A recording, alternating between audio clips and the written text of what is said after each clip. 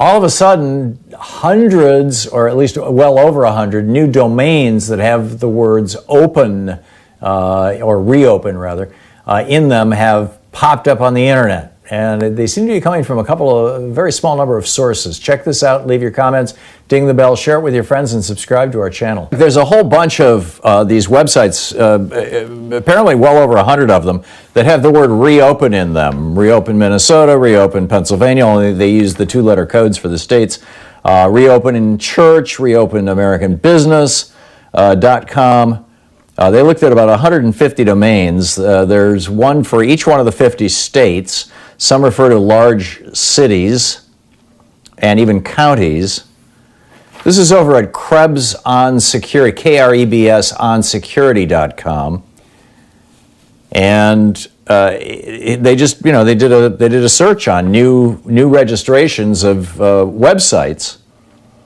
And while many of them are obscured, this is reading from their newsletter, many of the records are obscured behind privacy protection services, but other details suggest a majority of them are tied to various gun rights groups, state Republican Party organizations, conservative think tanks, religious and advocacy groups.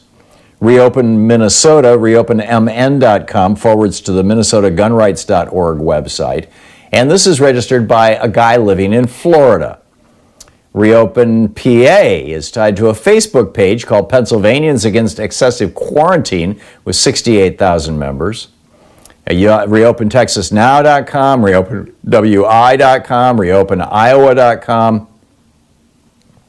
All of these sites, or many of these sites, have a particular Google Analytics tracker, which is a little invisible thing that you put on your website that allows Google to tell you how many people visited your website, what website they came to you from, how long they sat on your website, what pages they looked at, all this kind of stuff. That's what the Google trackers are. And it turns out that same tracker, UA-60996284, that same tracker also appears on a whole bunch of other websites around the country, particularly some that are run by 3 relatively notorious brothers across more than a dozen states. Cleveland.com, the newspaper in Cleveland, Ohio, this again quoting from this article on KrebsOnSecurity.com, quotes several Second Amendment advocates saying the brothers simply seek to, quote, stir the pot and make as much animosity as they can and then raise money off that animosity, end quote. And in fact, over at ReopenNC.com, North Carolina, they're selling T-shirts and decals and yard signs and all kinds of stuff like this. ReopenOurEconomy.com, ReopenSociety.com. These track back to FreedomWorks, the group that put together the Tea Party and was funded by the Kochs. ReopenOC goes to the Facebook page for Orange County Republicans. ReopenSC goes to Horry County, South Carolina Conservative Republicans.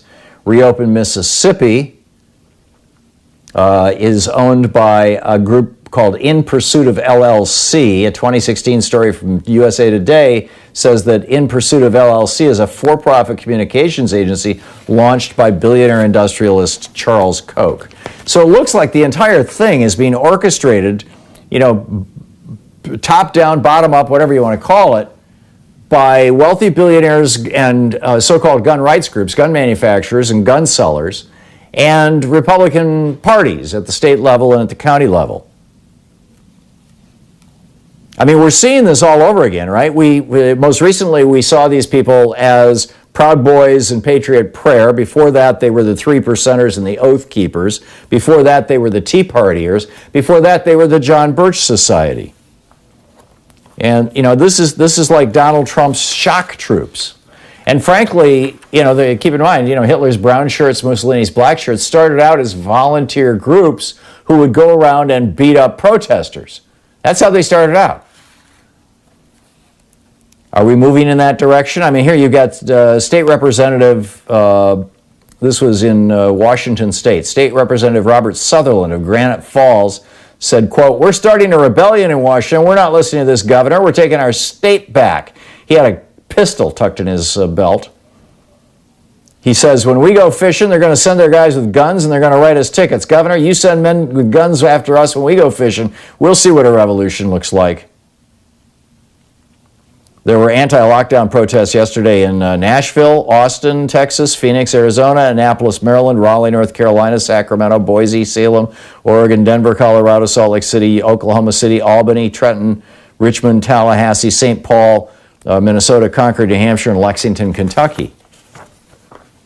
This thing is growing just like the Tea Party did because it's got the same kind of billionaires and the same kind of big money behind it. Meanwhile, John McDaniel, a name you may not be familiar with, he was the guy who, he's an Ohio resident, or was. He's the guy who started a Facebook page trashing Mike DeWine, the Republican governor of Ohio, for locking down the state.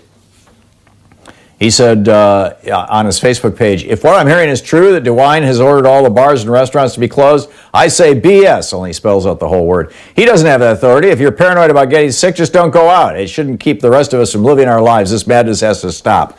Well, he died recently in the hospital from coronavirus. Rest in peace, John McDaniel.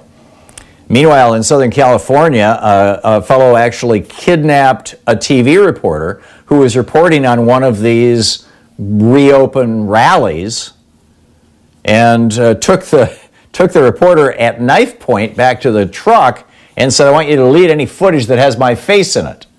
The local TV station for whom that reporter worked could not even report on the protest that night because all of their video was now part of the police evidence in this kidnapping conspiracy.